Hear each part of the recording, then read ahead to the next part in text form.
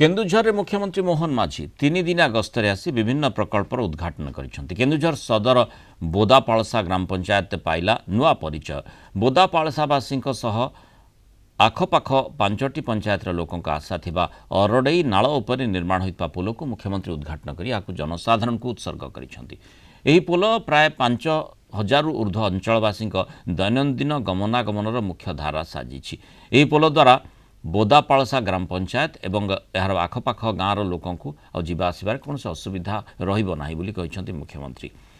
100 metre ऊर्ध्व लंब विशिष्ट यह पोल केन्दुझर सदर अंचल पाई एक नूतन परिचय आनिबो बोली से कहिसेंति। परे बोदापालसा स्थित चंद्रशेखर मंदिर जाई पूजार्चना से करथिले। सेपरि चंद्रशेखर सरकारी उच्च विद्यालयर शतवार्षिकी पालन कार्यक्रम में मुख्य अतिथि भाव जोगदी यार स्मरणिका उन्मोचन करथिले।